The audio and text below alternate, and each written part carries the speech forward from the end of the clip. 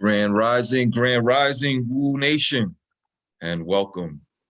It's Kamau Ptah, and our session today, Comprehending My Life. We're not live. Oh, We're not live yet. Okay. Good. Any second. Okay.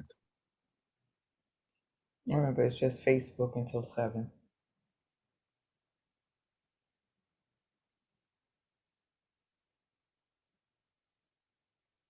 You got it. Okay. Greetings and welcome, everybody. Grand Rising. We are excited to have you here in the Wu community. Please bring your coffee, your tea, your water.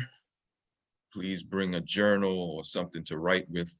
Today we have an engaging session to give yourself a barometer, do a pulse check, and center yourselves around comprehending your own life's journey through the phases of rites of passage.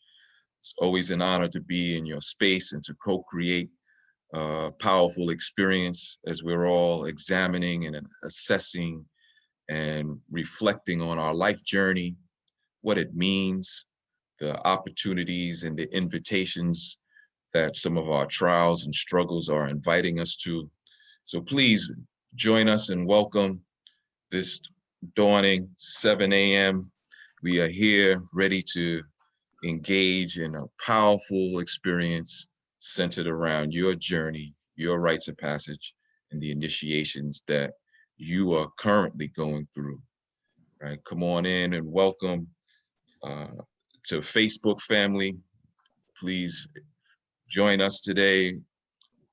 Bring all of yourselves, meaning that your achievements, your accomplishments, bring in some of your pain narrative, your wound narrative. We are here to be able to, through the power of love, take a good look at ourselves and be able to reflect as we're envisioning powerful tomorrows, right? Ashe? So have anybody joining us in there? Brother Kamau. God bless you. Blessing, Sister Teresa. Good to see you. Right. And come on in, family. Come on in. See, Sister Aura is here today. Welcome, sister. Also, thank you. Welcome you also. Thank you so much. And our Facebook family joining us live and direct. Welcome. Right. Sister Jackie, that was nice to be able to hear that release. Beautiful. Thank you for that.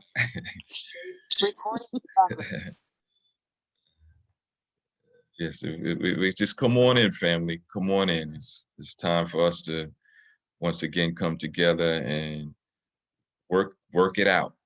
You know, work what it is that we need out to work out. We are looking forward to another powerful engagement. See you, Sister Kaisha. Welcome. All of our family is here. Good morning. All right. Peace and blessings. Peace and blessings to you.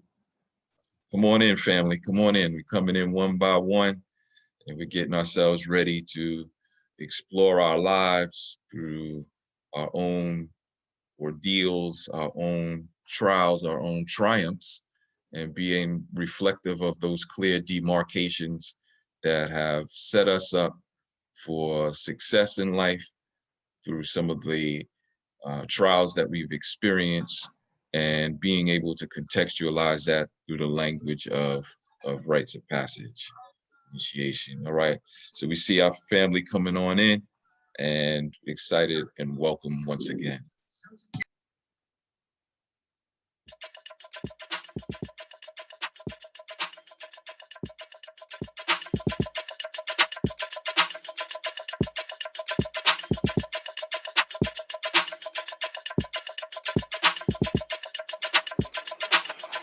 Wake up, everybody. It's time to get up. Wake up, everybody. It's time to get up. Stay woke. Stay woke. Stay woke.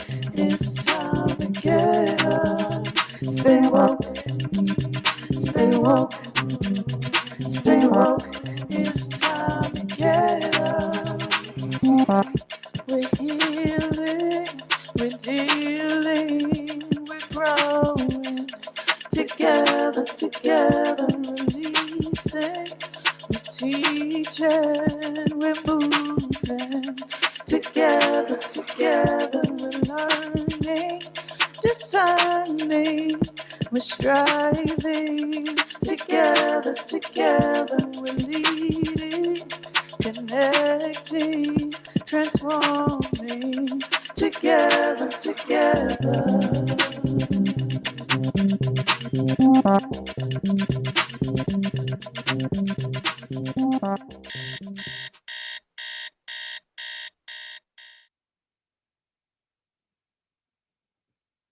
Right. Once again, family, welcome.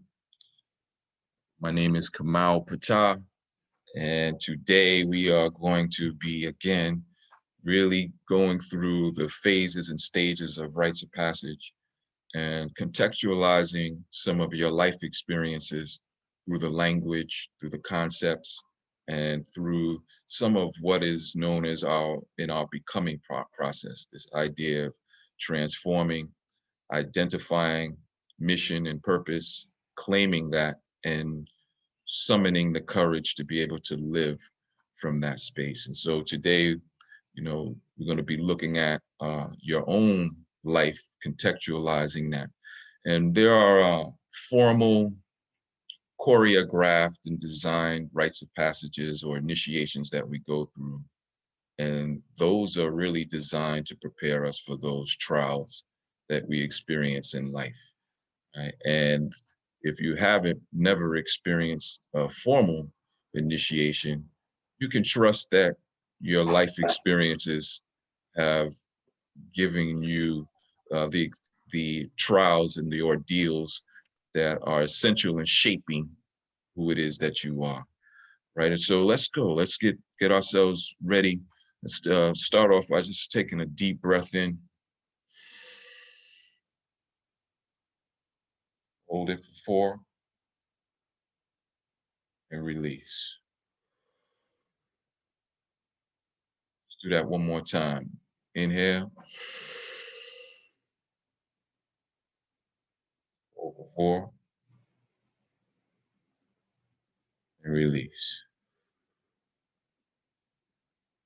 All right. So getting ourselves centered this morning, and we're prepared to now share our slides for today, and just to be able to help to anchor us in some of the questions that we have. Right. So before we get started with that, I just wanted to be able to look at some general definitions of the rites of passage. Can everybody see the screen? Yes. You can Okay, just great. make it, put it in presentation style. Okay, great.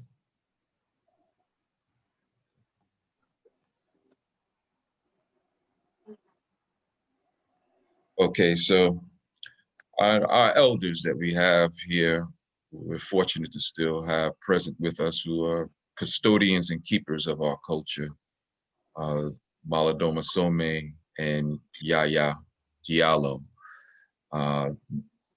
Both of them break down this concept of initiation and thinking about it from the indigenous perspective, as well as the modern perspective of how a Western person or someone who lives outside of the context of a village life might experience this. So Maladoma, the Dagara shaman, author and healer of water and spirit, the healing wisdom of Africa, says initiation is simply a set of challenges presented to an individual so that he or she may grow.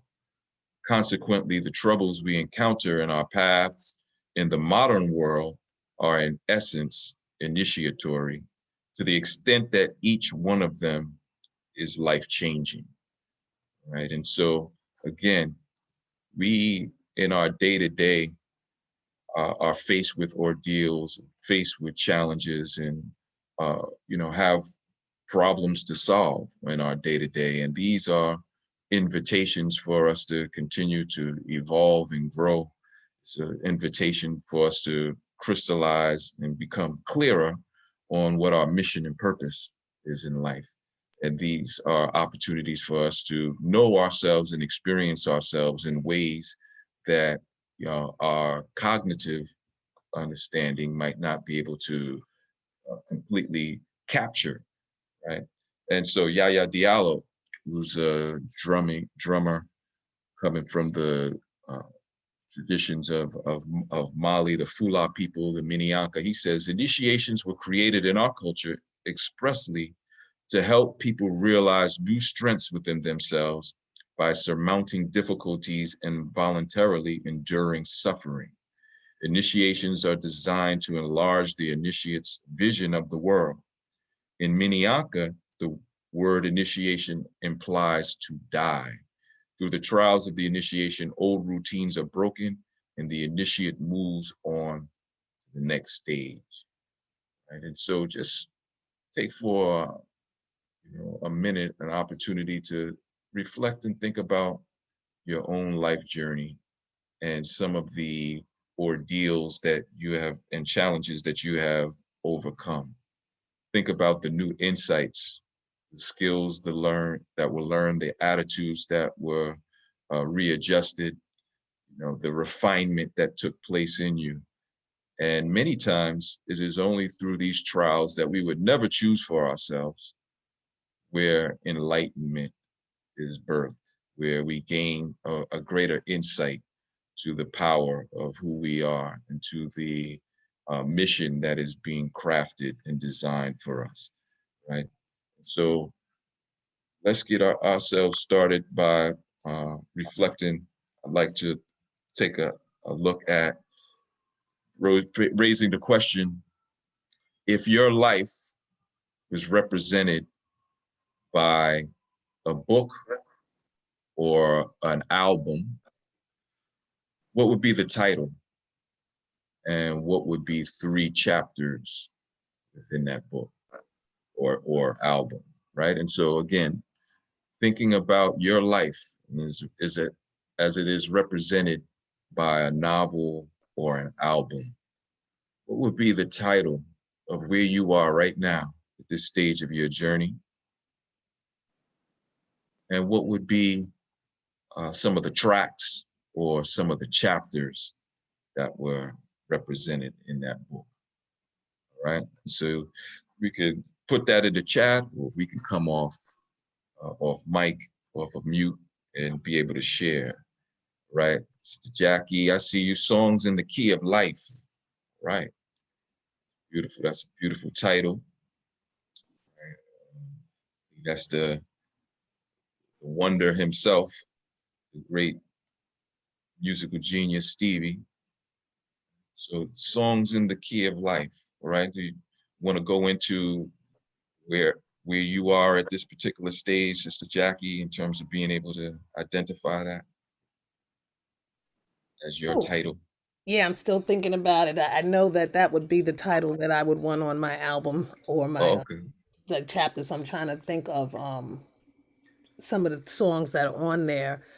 And I would be probably towards number 12. I Yeah. don't know how many songs he has on that album, but I'm in more in the middle of my life, I would say, because my mother is 92 and I am 59, so I'm still Uh, towards the middle. So I'm at the realization stage, and I got to think of a title for that. But I'm at the stage where I'm realizing who I am and mhm.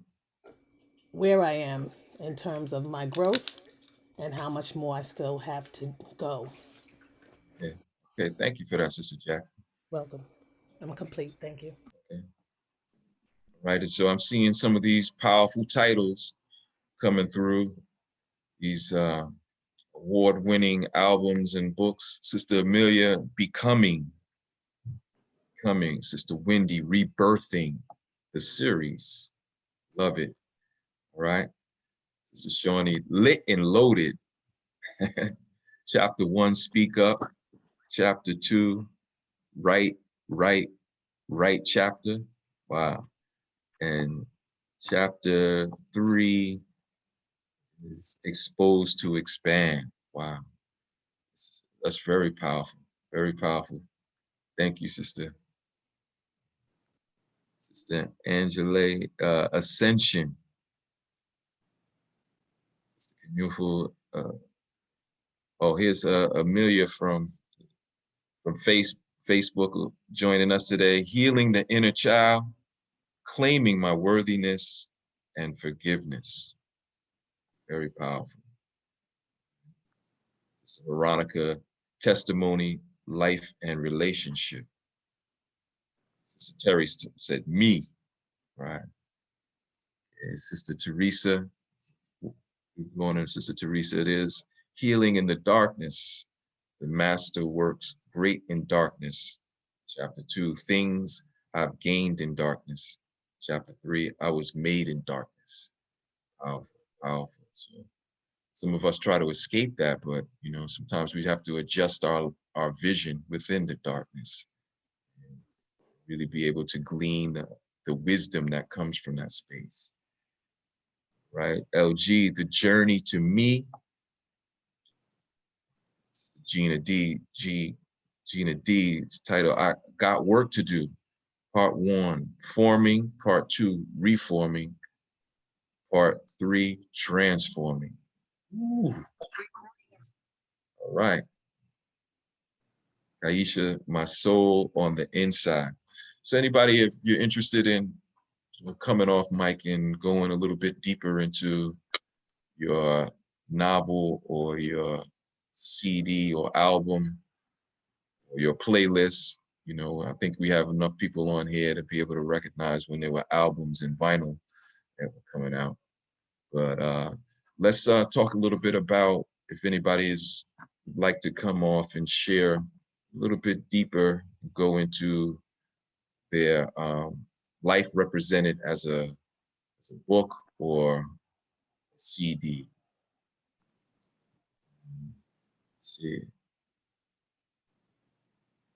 About Sister Cheryl, if you said you keep on keeping on, do you want to add anything to your title?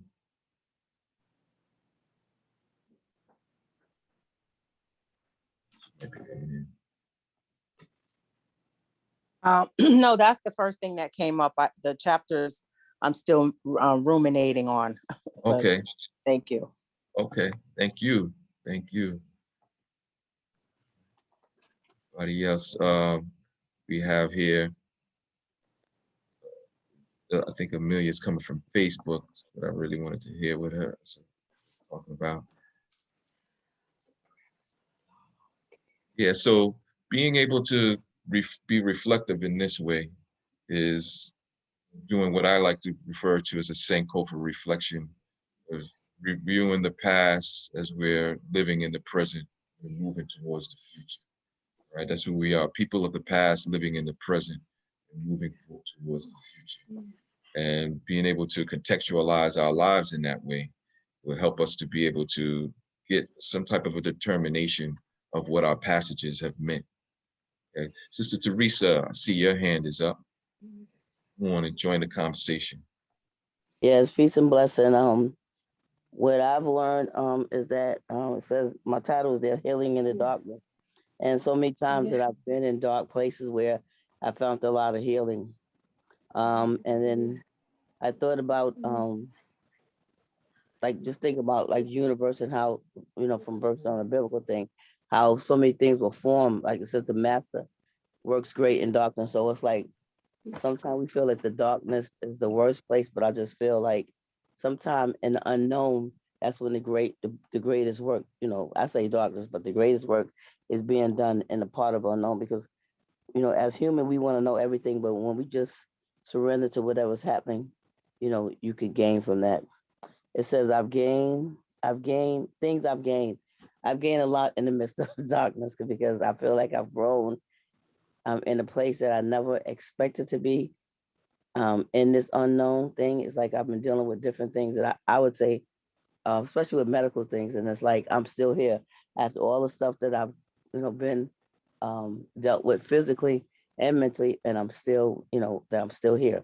So there's something about me that the darkness does not have, that I'm able to repel the darkness. And then I thought about a baby. When a baby is born, the womb is dark. There's the baby, there's no light in there, but the baby, a whole baby can be formed in a womb. And I'm complete. Wow, thank you, Sister Teresa. See, one of the charges and responsibilities of those who facilitate formal rites of passages or initiations is to guide people to those dark areas, because there's a gift, there's a wisdom that exists within that people would not choose voluntarily all of the time to explore and examine. And there's medicine within those dark periods. There's medicine within those shadows that only you get by engaging and dancing in that world, with the intentionality of recognizing that there is a transformation that awaits you, and there's an enlightenment that awaits you. Right? So thank you for sharing that, Sister Teresa. I just wanted to add also too is that in the dictionary, a Black person is known as a bad thing, and my Blackness is beautiful. So that's another reason why I like that part about the darkness. Ashe, thank you for that. Yeah. So Sister Amelia, I see that you've made the transition into the Zoom space. So please, you have some very powerful book title and chapters. Mic yourself and share.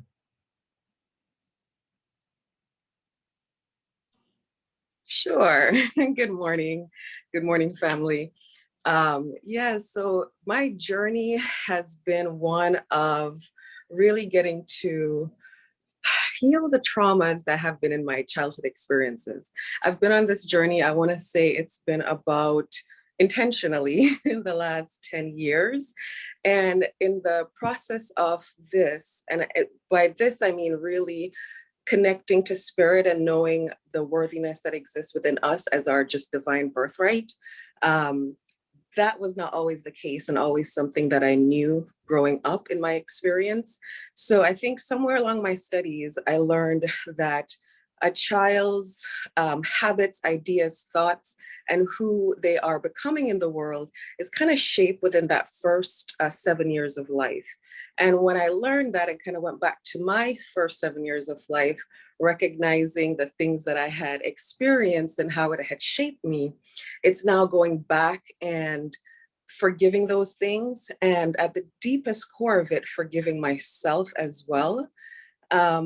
Yeah, so that's kind of where I've been. So I feel like I'm still in this path of really connecting to the greatness of who I am, but I'm still becoming that person. Wow, thank you for that, sister. Thank you for that.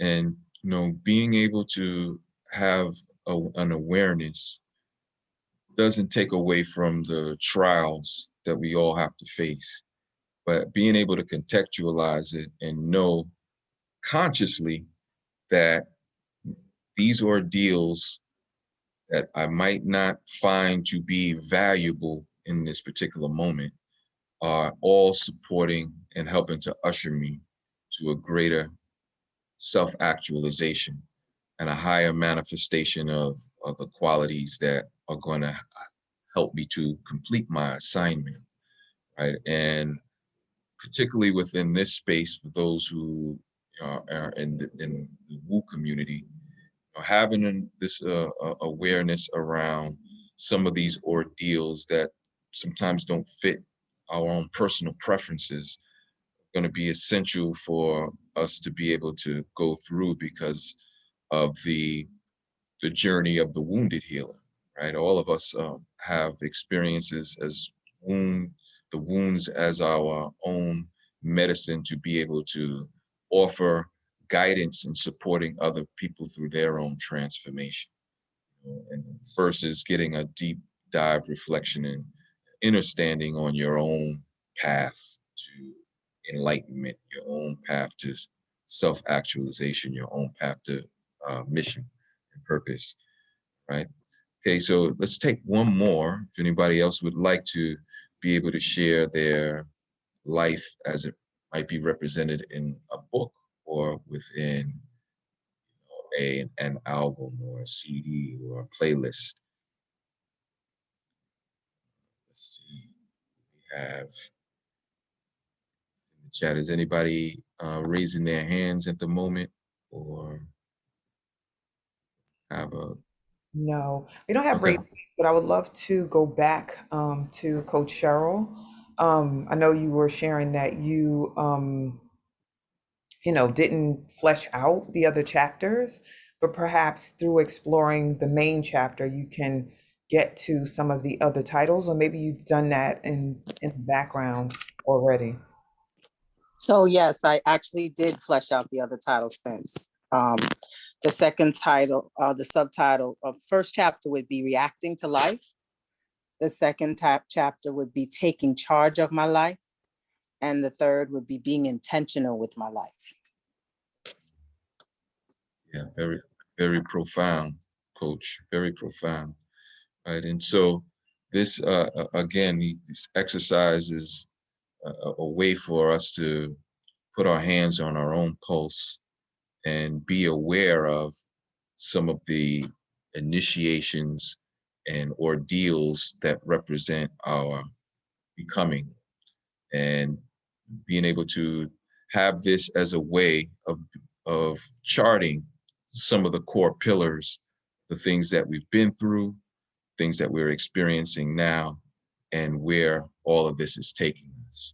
Right? And that's so oftentimes the big mystery is where is all of this taking us? And sometimes how that shows up, at least in my own personal journey, is not having an attachment to what my ego would want me to look like and sound like and be like, based off of what my assignment is teaching me to that I'm here to deliver. A lot of the times we get into the stylization and we have an attachment to how it is that we want to be able to show up, so it fits into the framework of our own preference. And using the Toltec wisdom of attachment and not having a heavy attachment to how it is. If you're choosing to use yourself as a vehicle to give the divine expression of the highest possibility, and sometimes it's not going to go into your cognitive way of how you might be processing and seeing, right? So let's see. Let's hear anybody else as above, so below. It all comes full circle.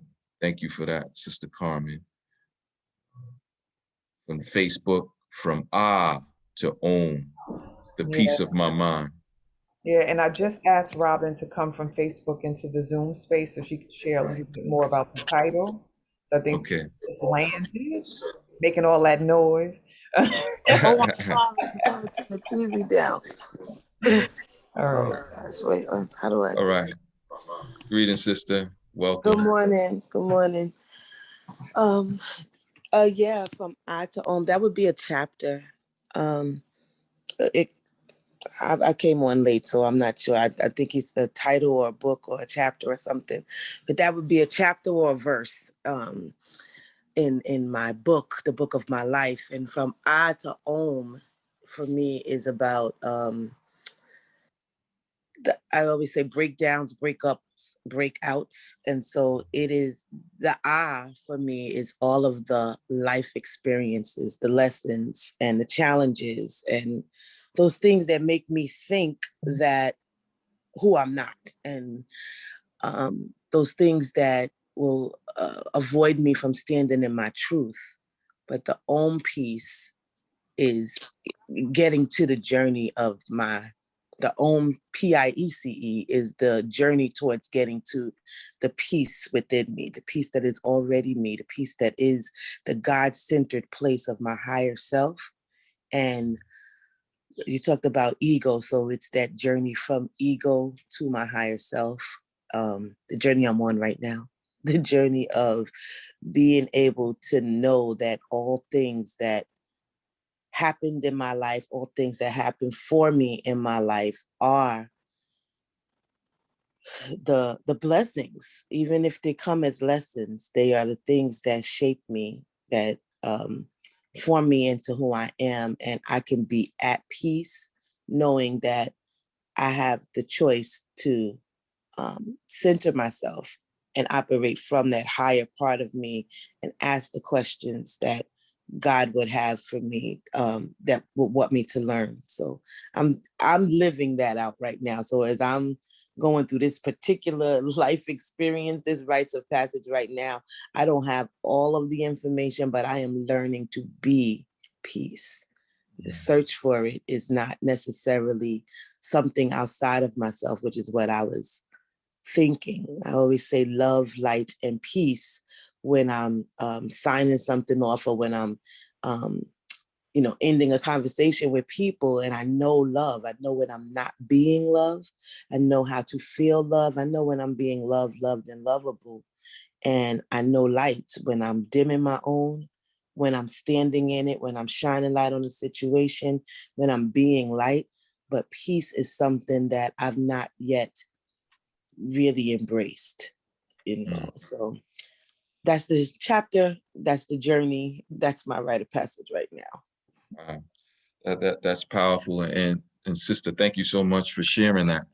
And in your reflection, being able to recognize that something is not necessarily in order, or you're struggling or working with something, that is the very initiation that voluntarily, now that you can walk through those thresholds in order to be able to own that yourself, right? And so what are you doing intentionally to be peace on a day-to-day? What are we doing intentionally to show up to that which we know is standing in between, where we are right now and where spirit is calling us?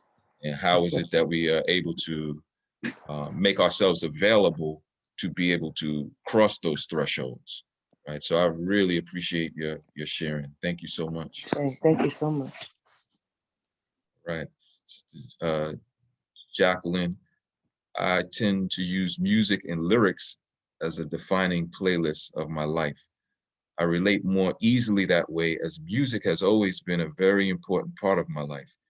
It teaches me at my core in ways nothing else does. So when going through the songs from Stevie Wonder's album, Songs in the Key of Life, I was able to identify the songs that represented my life for each cycle of 7.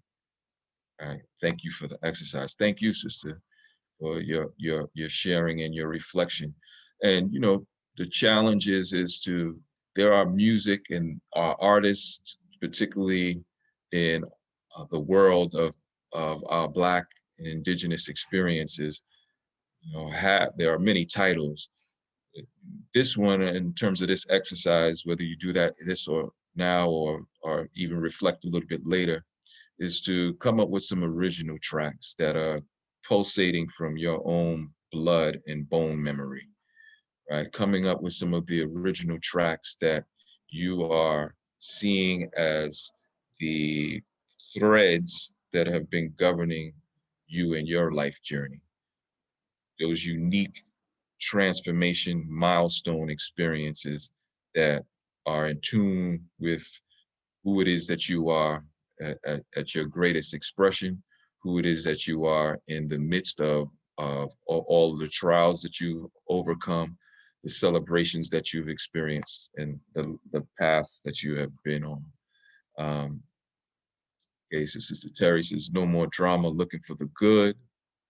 And my own original chapters would be arising, chained, breaking the chains, and Phoenix. Wow. Very, very powerful. All right, so thank you all for participating and lending your voices through the chat or uh, you know, unmuting yourselves. Let's go on to our next chapter. Let's back up. Next slide. Okay. All right, so here's our next exercise. Okay. Many of us are familiar with the journey of El-Hajj Malik El-Shabazz, also known as Malcolm X. And within his autobiography and most of his life has been clearly demarcated by some of the names that was referred to in his life, right? And so up here we see little Malcolm Little, you know, who is very intelligent, leadership qualities already at that age, you know, and up into the 8th grade, really had a mischief, but also a deep curiosity about life. Many of us know the story. His 8th grade teacher, told him that his vision of himself in terms of wanting to be a lawyer would not be realistic, realistic for him to pursue.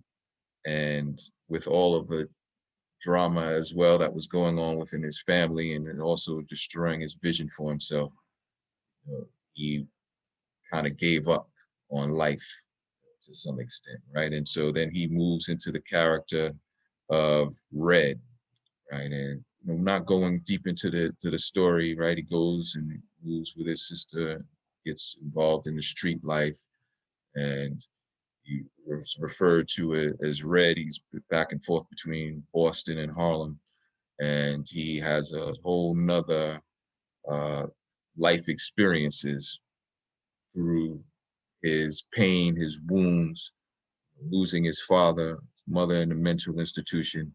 So he becomes Red. Then he moves on, and what the streets will do, as we know, either you die or you become incarcerated, right? Streets are undefeated. And then he goes and he does his bid uh, and begins to be referred to as Satan in prison, right? This is what the inmates and others who are seeing him in his lowest frequency refer to him as Satan, right? So his family goes through a transformation. His brothers, sisters are converting to Islam. He meets some other inmates, starts to refine himself. He starts to become motivated about life again under the teachings of Elijah Muhammad. And he becomes, once he's released, Malcolm X as national spokesperson, then El-Hajj Malik El-Shabazz. So if you have a paper and at the top of your paper, we'd like for you to go through your little to Shabazz experience, right? Right at your full name at the top that you were given at birth. List the names that you have been called from birth to the present, and identify 2 names or titles that you would like to be called before you become an ancestor. Okay, so this is the questions. Give you a few minutes to be able to explore that. And again, you're just taking your name, full name at birth, and then you're going through the cycles of the names that you've been called, right? Again, place that in the chat, or we might be able to have some conversations. Right, so take some time to move through that. Yes, good and bad names. Sister Jackie, you can, that was a question.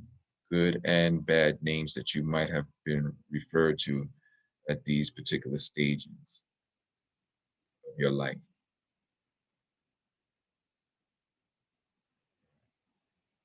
So as you're working on this, I will go through some of my little to Shabazz experience. Right? So I was born Mark Elliott Patterson in the Bronx, New York, 1969. And, my earliest recollection of a term of endearment, my mother called me Mockingbird. My grandmother called me Marco Polo. My maternal grandmother called me Gentle Giant. As hip hop culture ran around and everybody had the name E or D at the end, my name was Chili P. And that's particular stage of my journey, developing a voice for myself outside of my home environment. I was also involved in athletics.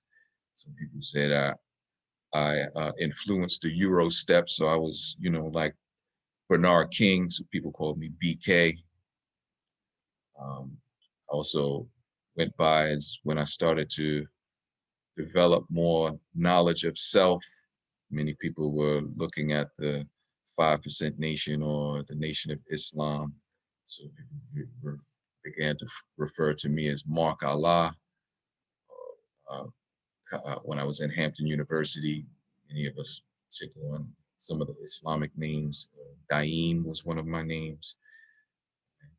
And at this particular journey, when I was at Hampton also is when I came across the name Kamau. I went through a brotherhood initiation through an organization called Kemet Nu, and Kamau was the name that was chosen for me. And, through my experience with coming to the First World Lecture Series, all of those great scholars and thinkers of that time who was exposing to the wisdom of the Nile Valley, I added the Ptah. And in 2004, when I was about to embark on a real strong declaration of manhood and about to start a school, I legally changed my name to Kamau Tahuti Ptah. And that point, at this particular stage where I'm been operating under that vibration for some time, when I'm thinking about my next phases in terms of a title, I'd like to, before an ancestor, be referred to as Mze, which means elder, and also like to be referred to as anything that has association with being a vessel for healing. All right, so I'm seeing some of the names come up, and I'm gonna move this screen. I think we all have the assignment or the charge in the moment. And I'm seeing some of the names that people have gone through. Right? And definitely would like for some people to come off mic and be able to share their little to Shabazz journey.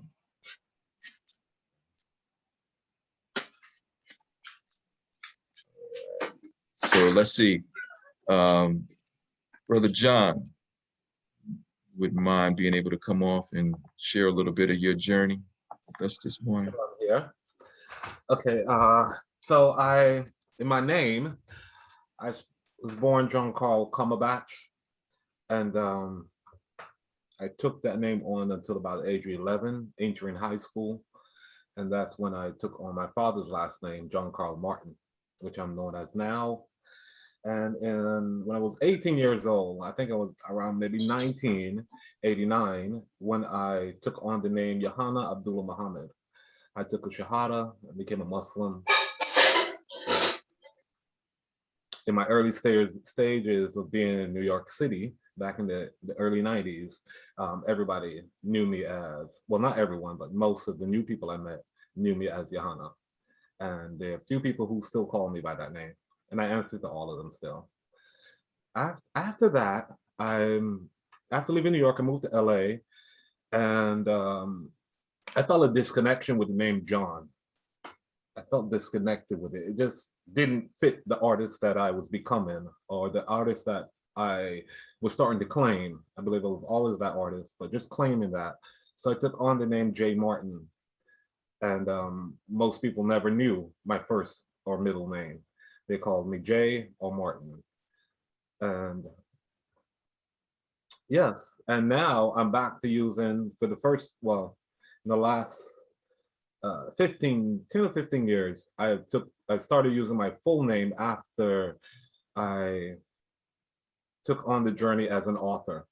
I decided as an author to be totally transparent and just create who John Carl Martin is. So I took on my full name, John Carl Martin. And that's where I'm at now. Right. Thank you for sharing that, Brother John. And these are the different stages of our own passages. And each name, similar to when I went through my own journey and when we reflected a little bit on Malcolm's journey, has a narrative to it that reflects the different initiations that you may have went through, right? Appreciate you sharing that out. Sister Robin, okay, do you mind coming off and sharing your Little to Shabazz journey? Sure. Yes. My name at birth is Robin Cherie St. Clair. Some of the cycles of my names, my grandmother, my Nana, named me Boogs. She was the only person that could call me that, did call me that, and that I loved to hear that from. My Uncle Jeffrey named me Snoopy, because I used to go through his stuff all the time. He was a couple of years older than me, but he named me Snoopy and then narrowed it down to Snoop. And other people used that name to call me and my family as well. My mom and my dad called me Rara because they were Sha and Sha. So I was Rara. Radiga was a self-created title that I named myself as writer. It stands for realist applying divine inspiration through God's grace artistically. And that name was really significant for me because somebody I went to school with, when I would I just called myself Radiga. It just felt like something to call myself. And she was like, well, what does it mean? So that meaning as an acronym was downloaded for me, and I gave it meaning. As I moved forward on in life, I, exploring my spirituality and got involved in learning more about Kemet. I acquired the name Kepara As Tahuti Ma'at. And as I further evolved and landed in the Yoruba tradition and started being a practitioner of Isheshe, and went through a beautiful rites of passage as priestess, I became Iyanifa, which is the title Ifasunle Efuntola Ayodele. And the other titles that I am known by are Iya, which is spiritual mother, Iyanifa, which is keeper of secrets, Ma, my kids, and their friends, Mommy, Auntie, Godmommy, and there may be others, but that's my journey. Wow. Well, thank you for sharing that, sister. That's a powerful journey. And again, our names, and particularly within the traditions that we, within our cultures, always placed a high value around the sacred vibration of the energy, which also spoke to a purpose. So being able to think about our lives in alignment with our sacred mission, so that every time we hear that sacred utterance, we're reminded of our calling and what the mission that we have and the divine purpose that we have. So hearing your Little to Shabazz journey is very inspiring, because there's been some clear demarcations and things that represent your passages. Appreciate you sharing. Sister Laura, would you like to be able to come off and talk a little bit about your Little to Shabazz journey? Yes, thank you. I'm actually walking, so Okay. um, yes, I was born in Jamaica, and at birth, my mom gave me the name Laura Lee Clark. My father went to do the registration, and he changed it to Laura May. So I was given up for caretaking at 3 years old, and they called me Lura. So I grew up knowing my name as Lura until I went to school and I was preparing exams to go to high school. They required my birth certificate. And that was the first time I knew that my name was Laura, not Lura. Mm. So as a young child, I would walk from one side of the street to the next, crisscrossing the street for whatever reason, I don't know. So people in the community, they give everybody a nickname. So they nicknamed me Cut Across, cutting across the street. And I grew up hearing people call me using that nickname. So one day I asked why, and an elderly gentleman explained it to me. Again, I grew up very skinny, really skinny. So they call me Marga. That's the patois for meager or skinny. So again, I grew up with these nicknames, and after I started, after I left the community and started working, was when people called me by my name, Laura. Coming here to America and going in for the naturalization process, I remember meeting this Mexican customs officer, and he said to me, "Aren't you going to change your name?" As a matter of fact, when I went in his office, he had an altar in his office. And I was, wow. So I paid respect, and he said, "Aren't you going to change your name?"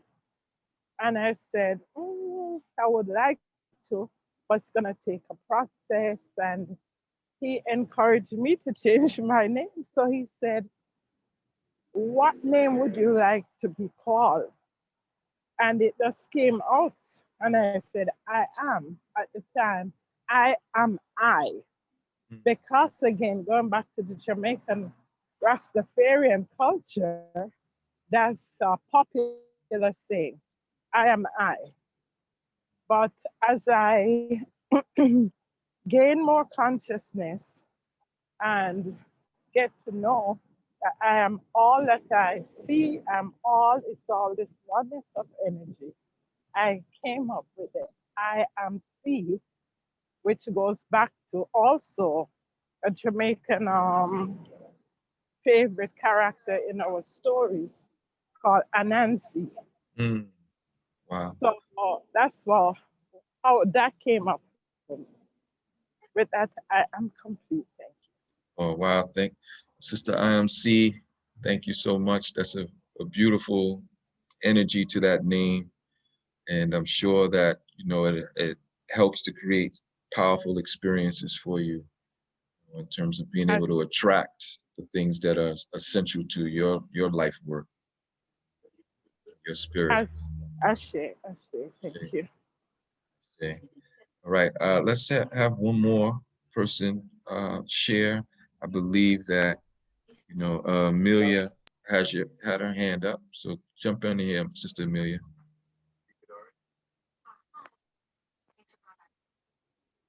You still there, sister? Yes, I was just, Laura, I love listening to your voice. Every time I hear your voice, you bring me right back home. I was born Amelia Nicola Blake, and I was born in Jamaica. And growing up, the first few years of my life, I only knew myself as Nikki. And Jamaicans, they have a nickname for everyone. Luckily for me, my nickname actually happened to be a part of my name. It was not until in my adult years I learned that a lot of my aunts and uncle who I knew as Paul, Gwendolyn, that those weren't their actual real names. That was their nickname. So growing up, I was Nikki. And then when I went to school, that's when people started to call me Amelia. And throughout my childhood into high school, I decided I wanted a cool nickname of Amelia. So I said I wanted to be Amy. And so there are still people who refer to me as Amy until I got to really understood that Amelia, the name itself, means to make better. And with my profession of nursing and just the name itself, I really wanted to live into Amelia. A future name that I would love for myself, I'm in my spiritual community, and they've often referred to me as, oh, you're going to be a minister. And for me, I feel that there's a part of me that shies away from that desire, because there's a level of worthiness that I feel I am not fully living into, that I would claim that title. So it's something that is on my goalpost, I say, to live into that worthiness of wanting to be known as a minister. So thank you so much for sharing. I just did have a question in terms of getting you to that next place of being able to own that. So where in your spirit, in terms of feeling in the here and now, needs to happen for you? What is the work that needs to be done in order for you to actualize that assignment? Because I'm sure that there are people that are already seeing you and coming to you in that way. I would say it really goes back to my chapter 3 of forgiveness. And it's forgiveness of some of my experiences, forgiveness for, I guess, some of the habits that I've developed in my life. When I look into being a minister, or the title of a minister, I see that as someone who is completely living in their truth. And there are aspects in my life where I'm not always feeling or seeing that I'm living in the truth of what I would desire it to be. So I would just say working with forgiveness of self is the area. Thank you so much for sharing that. And I believe that, you're sharing that aspect that everyone, in terms of being able to take the fullness of who it is that they are and what they feel their assignment might be, has some of that feeling of unworthiness or not feeling quite ready. And as we know, even when you take on those titles or you take on those positions, the daily, day-to-day trials of being able to show up and represent yourself in that way requires, your constant work around your own narrative and being accepting of yourself, as well as the rituals that you do and show up to that allow you to make yourself available so that your mission can work through you and as you. All right, so thank you, Sister Amelia. Voice is always powerful. Contribute to the space. It is now 7:57. We know that some of you have to make your exit and transition to the next part of your day. So grateful that you were able to come in for the time that you were able to share with us and contribute your powerful voices to our co-creation process. And look forward to continuing in sharing community with you. Be blessed for your day and continue to thrive and vibrate high for the rest of your day. Peace and love to those who have to make their exit. At this time, we will continue, and anybody would like to share, we'll take 2 more people who like to be able to share their Little to Shabazz journey. and see if we can get a voice that we haven't heard yet. Sure. And for those who've jumped on in the last 10 or 15 minutes, when Brother Kamau says little to Shabazz journey, he's talking about the transformation of a life of, utilizing Malcolm X or El Haj Shabazz. Is it Malik Shabazz? I don't want to mess it up. Yeah, El Haj Malik El Shabazz. El Shabazz, thank you. That transformation, that transition from his names to the energy and the legacy that he left behind. So, just to give you a heads up so that you can join that space that we're in. I'm led to call on Brother Kamau Miyamo, if you're willing to share, and then Aura. So I'm calling on the two of you with the hopes that one or both will be able to offer up your journey and share with the community. So Niyama, are you open and available? Niyama or Aura? At this time, I don't know what to say, but thank you for asking. Oh, you know what? And this is up to Brother Kamau. I always, when folks come on, it's like this is an opportunity to discover something, and he's great at excavating. So Brother Kamau, you willing to talk to Sister Aura, or do you want to go to someone who's already fleshed it out? I would love to speak to Sister Aura. Just the name of the Aura Yes. alone allures me and intrigues me. So definitely, Sister Aura. All right, so I guess you would need some prompts, some questions. Yeah, so Sister Aura is Aura your birth name? And be interested in knowing the meaning of Aura. That's my birth name. It means goddess, prayer. Okay, goddess and prayer. So born with such Sure. a powerful name. Could you speak a little bit about how the energy and the vibration of your name has been consistent with who it is that you are from your greatest expression? I love helping people. I'm sometimes a chump or a patsy because I'll do stuff that I probably shouldn't be doing. That's basically right now, that's it. Okay. And carrying such a powerful name, could you speak to a little bit of the struggles and the challenges that, the name and the responsibility of your name might have represented in your life, and how that has shown up in terms of maybe just the challenges? I'm drawing a blank at this time. Okay. I'm trying to learn to forgive and to live in the moment and not judge people. I'm working on that. Okay. And forgiving. Wonderful. Well, thank you for sharing your vibration and your energy. Just seeing your name in and of itself and hearing the sound of it is very powerful and healing in and of itself. And all of that which you just mentioned in terms of forgiveness and non-judgment are just the trials that we are aware of that are essential for our initiation and our rite of passage. But truly value your voice today. Thank you for being here. I wanted to ask, Thank you. or before you go, just have a question, because Kamau, these three questions are so powerful that are part of this conversation.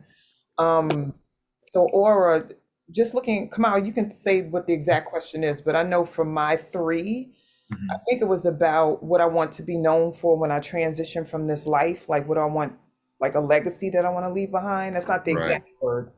Right. Or just hearing you share about how you are such a giving spirit and how sometimes people who are not as balanced and don't recognize your power will take advantage of that. I heard you say you're a patsy and something else. And you laugh, and I'm glad you can find some humor in it too. But I wrote for myself, like what I want to be known for when I'm no longer here is a truth teller, transforming lives or supporting people in doing that, a conduit for that, and then also shifting paradigms and creating new ones. And so what's one thing you want to be known for? You want it on your epitaph, like your tombstone, or you want it shared in your what's it, the obituary or declared at your final service? When I walk around and I talk to people, or my little saying is, I call people kings and queens, and I hope that they will have happiness and joy in their life, and never to forget that they are magnificent and divine. But I want to walk that, show action with that, because it's a lot of people hurting and they're going through a lot of stuff. And sometimes just listening to somebody or giving them a positive, something positive to say to them, because you'd be so very surprised at how many children do not think they're magnificent and divine. I had a little girl look at me when I told her that she was that, and that she was a princess, that she was beautiful. I don't like the word black because it means bland, it means pale, and that's not what we are. And we keep calling ourselves that. And I feel like as long as we keep calling ourselves that, we're going to be treated the way we are treated in some cases. As far as we don't think, we have our own stories, we don't think that we can change our stories. It's a pendulum or the universal laws. You know, if you in the empty or you're in the dark, you have to go to your lessons. And I think sometimes I try to think positive, and I might be in la la land. So what I mean by that is that I try to look at the good in people and not the bad, and to tell them that there's something special, because they are. One of your presenters, Amal Muhammad, told us about a book, because I also with the Shrine of the Black Madonna. I'm not a member, but I do participate. That book called The Little Soul and the Sun, I've read it quite a bit, and that's how I try to think of people, is that they are angels coming into my world for me to learn a lesson. It is rough sometimes to not go off into my ego, but I'm working on it. Thank you so much again, Sister Aura, for sharing and digging deeper, right?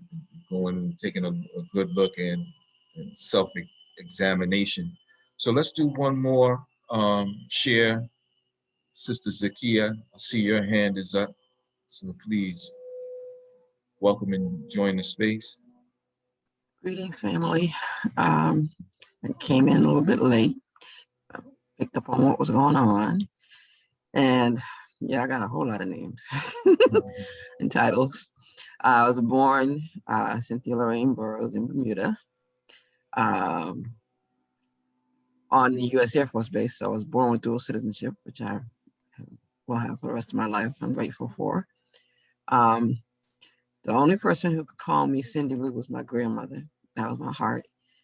She did it in public a few times and embarrassed me, but she called me Cindy Lou. I don't know what made her pick that up for me, but that was her name for me.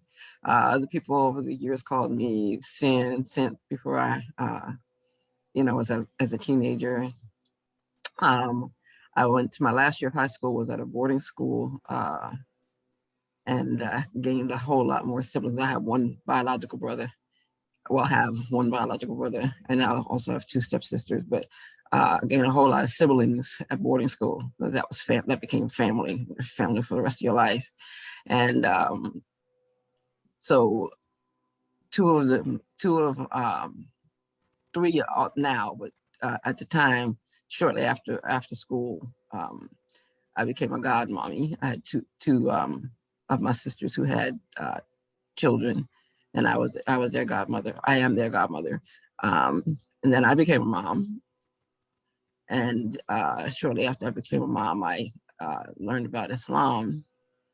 I was practicing actively teaching Sunday school, singing in the choir, and I learned about Islam. But I also always had a very universal concept of the Creator. So I had that from childhood. I don't really know how I developed it, but I always did. So I I was drawn to the thought process of accepting all of the prophets. And it wasn't until later on that I realized even in Islam, there's a limitation to the prophets that they recognize. So that's an interesting challenge for me, because Creator created all of us, and he didn't create,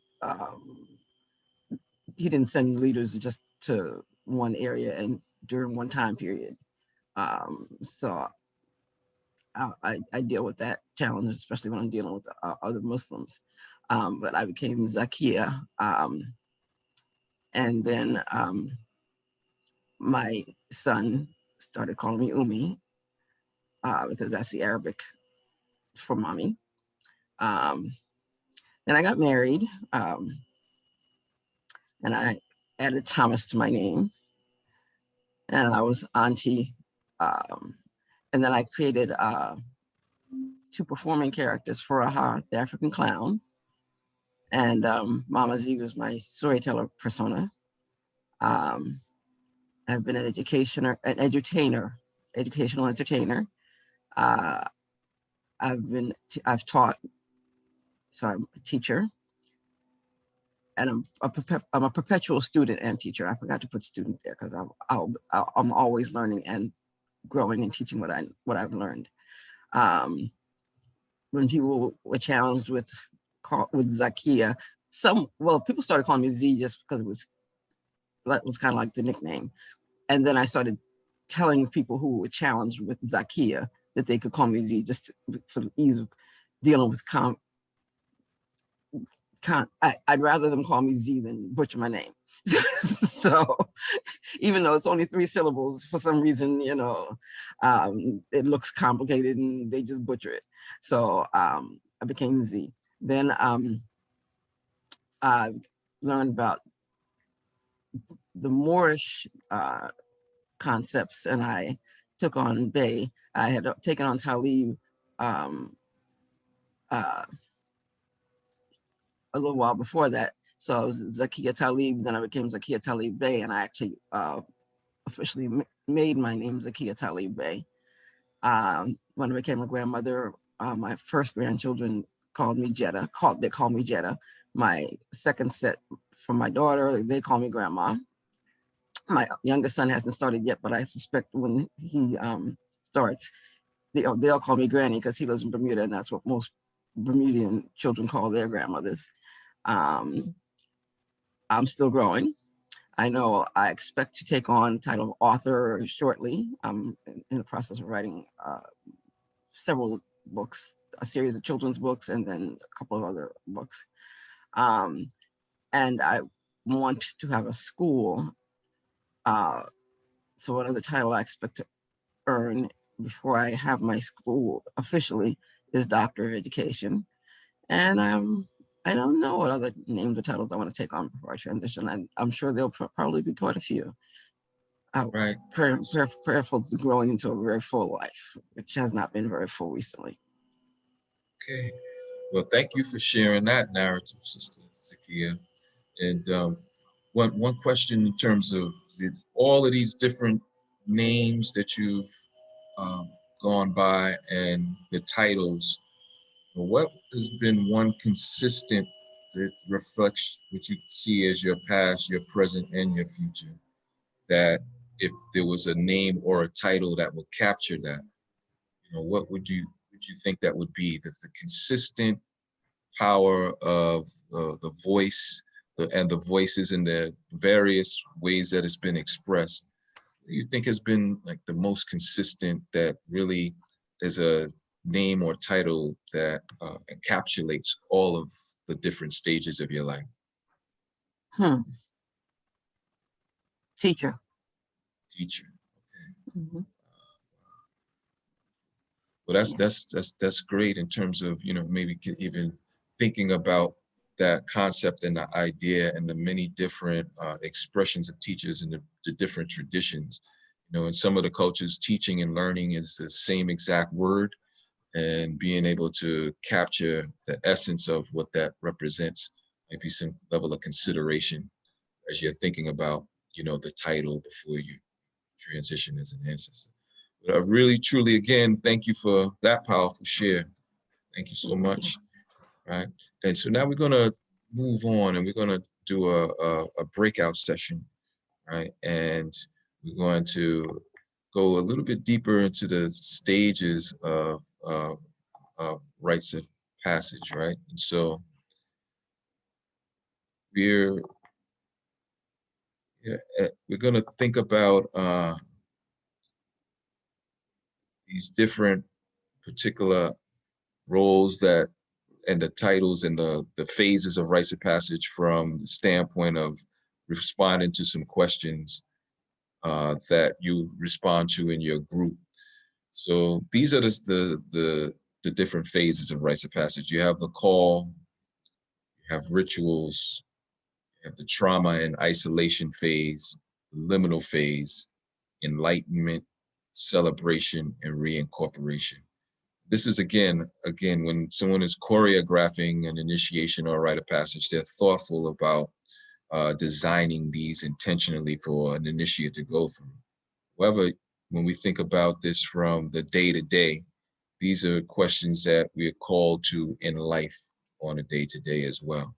So we're going to break off into rooms, and each group will have their own particular questions to answer. If we are able to do that in a 12-minute period for each of the rooms, how many people do we have in all today in our space? 27, but the admin, so I would say like 23. 23. Mhm. All right. So if 7, well, no, I would say 7 rooms. If we had, we could create a space for 7 rooms. Okay, and 3 people per. 3 to 4 people. Okay, no problem. Great. All right, give me a sec, family.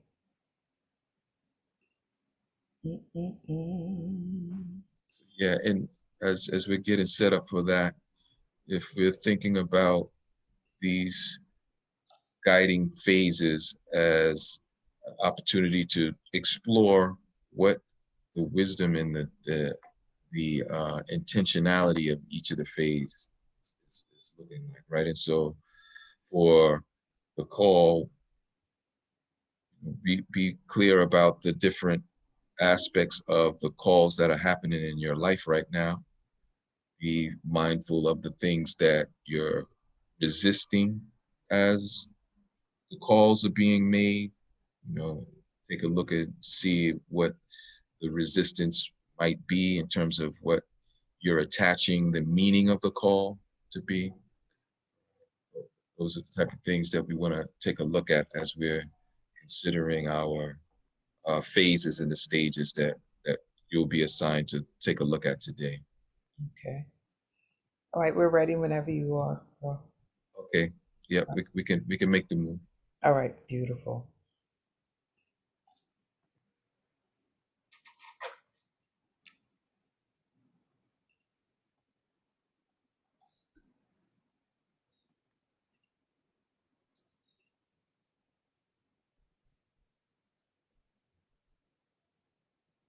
All right, so this is the 7th room. Okay, great. So we can talk about the reintegration. I forget what the title is. Yeah, reincorporate. It's the Same concept. Yeah, same concept. Right, and so for us, we're going to look at, are you currently in a new status in your family or community that affords you responsibilities and privileges? Explain. Second question, are these privileges and responsibilities aligned to your life's purpose? Take a deeper look. And what mission, ideals, and practices do you contribute as a member of your family in the communities that you belong? All right. So we can jump in if anybody interested in going first. Yeah, Sister Shawnee, yeah, we can Yeah, sure that everybody's good. sure. In this Okay. space right now, plus we have Facebook as our partners as well. Okay. Just want to make sure that we're including everyone. So we have Coach Cheryl, myself, Z, who just shared, and you, and Kenyofu. So I can definitely start us off. I just need to open up where we're at. Oh, the new status in my family. So even though I am one of the, as far as the generation that I was born into, I'm one of the younger members of the family. My grandparents raised me, so I have uncles and aunts and cousins that are older than me. I'm still viewed and called on. My mother's still alive, but I'm called on as somebody who's matriarchal in my family. And so when someone passes, they call on me. When we just did a family reunion, I was tapped on the shoulder to be one of the principal organizers. If a big conversation needs to be had, I'm called upon to initiate that conversation and say what needs to be said to the particular person that needs to be spoken to. So it's a really interesting dynamic. And my mother, she declares herself to be the new matriarch since my grandmother passed last year. However, the others don't view her in that way, and they don't come to her in that way. So it's a weird position to be in. So that role in family for sure. And then my community role, I lead in a lot of different spaces. And so there's big privileges with that because people listen to what I have to say. They come to me for advice and guidance, referrals, clarity, to create ritual, to support them through major rites of passage experiences. And that comes with huge responsibility. And what mission, ideals, and practices do you contribute as a member of your family and the communities that you belong? They're definitely aligned with my life's purpose. I have a purpose declaration as part of the Rites of Passage program, Be the Tree. We declare what our purpose is and what our brand is, not the world's brand, but the energy that we carry. So my brand is Powerhouse in the House. So whatever house I'm in, bringing power, bringing clarity, bringing truth telling. And my purpose is to utilize the word in all forms to ignite mind, body, and spirit transformation. So who I am for my family, who I am for community is definitely aligned with my life's purpose. And it's been that way since I was a little kid. So, when you asked about those questions about names over the course of my life and major moments of transition and what tools I use, words are always a part of it. And it's got me in trouble when I was a kid because I was beyond my years when I was little. Now finally caught up and I'm grateful. But yeah, it got me some beatings when I was a kid. Wow. Those are the trials, right? Those are the initiations. So, but thank you. And it's very clear that, you're in alignment to the book, the chapter, and the page of your mission. Amen. Thank you. Yeah. Absolutely. All right. Would anybody else like to go down these questions that we have for our reincorporation? And this is the stage that is usually right after a celebration of some sort in a formal sense. Right now you're going acknowledged for the gifts and the purpose that you have, but you're also charged with the responsibility and, and the privileges that come with those responsibilities. Anybody else feel Yeah. free to share. Well, John Carl, I saw you pop back on the screen. So was that a move to speak or you just want us to see your awesome face? Both. And I know there's just a few of us here in the room, so I will come off and share. Let's see, the questions. Are you currently in a new status? A new status, and let's say my community, and that is being a leader. Being a leader is something that I have shied away from all my life, never really wanted to embrace. The challenges that I've had kept me busy enough and concerned about what those challenges meant. And also felt like being a leader was someone other than myself. But after after challenging this aspect of my life, I joined Toastmasters, became fluent in public speaking and a lot of practice there, and then becoming an admin here and a facilitator, executive producer, and Zoom admin here on Wake Up. I was able to hone those skills a bit more and start to see and believe myself as that leader. I also became a minister about 3 years ago. So I've always been a calling to teach, lead, share my challenges and information, and how I overcome these challenges. So much that I see that is aligned. Part of the question here is my mission and ideas and how they aligned with my purpose. I now see clearly where my life of challenges and the practices, habits, and values that I have or had to adapt in order to balance that has put me in a position to share that and lead, because there are some people who are not clearly aware of some of the things that I've been aware of, adapting to my communication style and still going through the challenges and still adapting. So it's constant and it's aligned with who I am. And, I enjoy sharing that and recognizing now that I've been hearing the requests from several people to just share more and go to different spaces and share.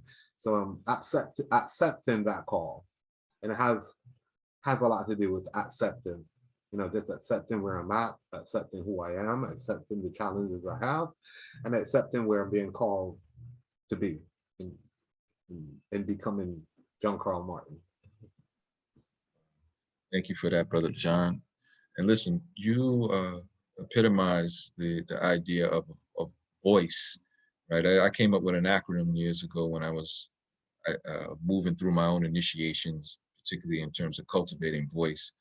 It stands for victory over insecurities causes elevation, right? And so I see you as someone who embodies that in terms of just continuing to show up and engage the process, no matter where you are in that process. So it's been a really powerful model and example for continuing my own voice cultivation. Thank you, brother. All right, Coach Cheryl, see you in the space. Do you want to venture down this journey of reincorporation? Yeah, but you might have to help me out, because I'm not really certain what my reincorporation would be according to the question. Let me pull it up again. Like, what position? It was like, what new position do you have in your family or your community? And yeah, I think where is it? Here we go. Are you currently in a new status in your family or community that affords you responsibilities and privileges? So I guess I kept tossing that around in my brain, and I guess I could say the new status would be in my spiritual community. Being as how we are now going from being live in person to being virtual. Just one of the upholders of that, just making sure that I'm present to make sure that we meet. We meet in addition to our required spiritual,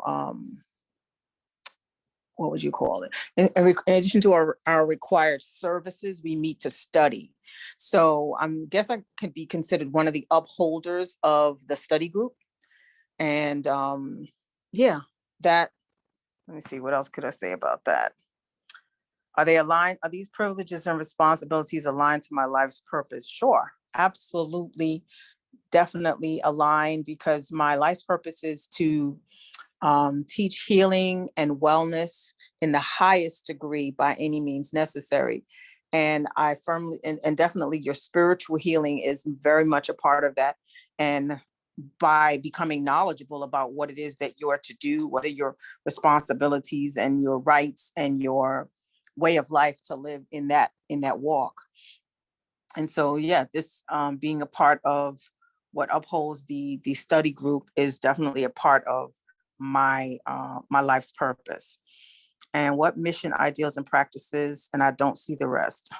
Okay, there it is. Do you contribute as a member of your family and the communities that you belong? That's another one where it's like, what? But I kind of got stuck. But you mean as in something different, or in addition to, like something in addition to what it is that I just shared, or expanding that? Well, staying true to the idea of reincorporation. We're constantly reintegrating and reincorporating, right? And so thinking about something that might be still learning, but you're in the responsibility now of being able to execute it, right? And so if you're thinking about some reincorporation usually happens in the formal sense right after the celebration takes place and then you're charged. So if you're thinking about where you are right now and any of your new responsibilities of executing any aspects of your mission within a new setting, in a new type of a direction, in a new way, you shared the different platforms that we're now using. So just thinking about you know, how is your responsibility to community and your mission showing up in this particular stage and phase? So Shawnee offered to support, so I'm gonna let her jump in and help me flesh it out as well. Thank you. Okay. I think it's very easy to get caught up in like it being new, but I love what Kamau just offered up is that we're constantly doing this. And so something that you may be doing for a very long time, but it goes dormant, or there's an addition, a new ingredient added, and then, you know, the offering amplifies and then people get blessed by that amplification. So you just recently re-entered the Facebook Live space. And the other day, yesterday or the day before, you were sharing just how that impacted you and just the feedback that you're getting from people about what you look like, the energy you bring when you're in that space. How I view you is what you bring to the world and community is ways of the old and tapping into nature as our healing space. So crystals and essential oils and how we eat and eating clean and how we speak about ourselves, and then your spiritual practice. So I just feel like you're honing in on that, and there's this new wave of energy and leadership that you're bringing to health, healing, and wholeness. And I think about the name of your the company, or the way that I receive it is your bliss zone. Like you're creating that that conduit for us to get to bliss using the natural environment and the ecosystem that has been here forever, but people just miss out on it. Ashe, Ashe. So thank you. I appreciate that mirror reflection of my insides. And I would say that puts me in a space of leaders of the new old school or something of that order.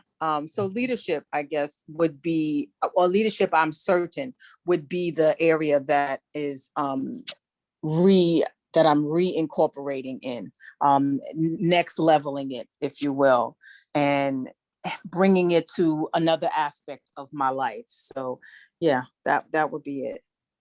Right. So that's great, and thank you, Sister Shawnee, for that support. And also, I think, Coach, that we're all charged with thinking about making what our offerings are, which comes back and is so ancient and old, and how to make it relevant in the now, in the 21st century. How do we make these ideas and practices relevant and operating in a context where we might not have learned it from the same way and had the same ecosystems and had the same cultures, support and surroundings? How do we execute those things real time?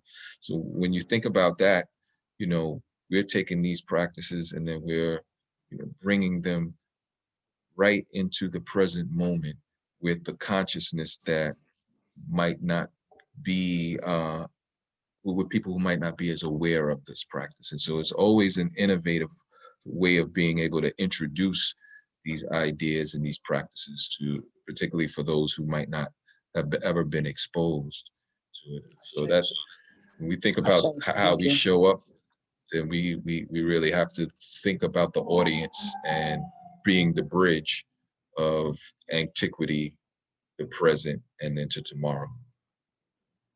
Thank you. I received that. Sure, sure.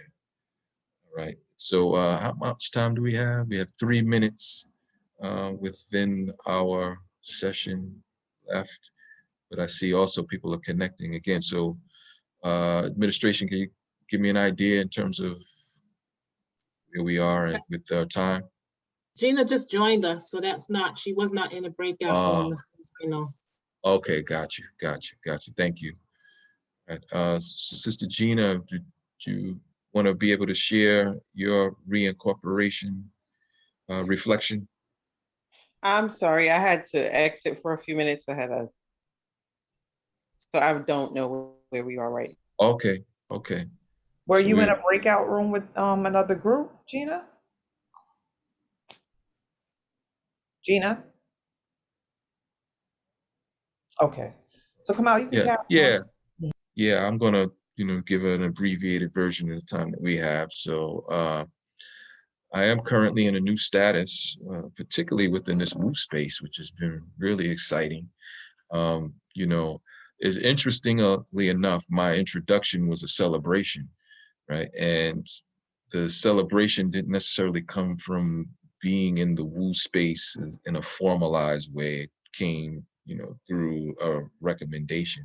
But it had been some work that I had been doing through my own formal initiations that really had a incompleteness around celebration. So it came at a time where I went through an initiation, and then I was celebrated by a community that I was just being introduced to, right? And so the new responsibilities that it affords me is, it's given me an opportunity to level up.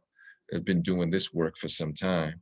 We all have been adjusted to the medium of the work, right? And there's a lot of privileges and responsibilities that are aligned to my life purpose as a rites of passage practitioner, that I'm starting to see new avenues as a result of being engaged in this community, particularly around some of what I'm hearing the needs are and what people are where people are currently in this stage of their lives.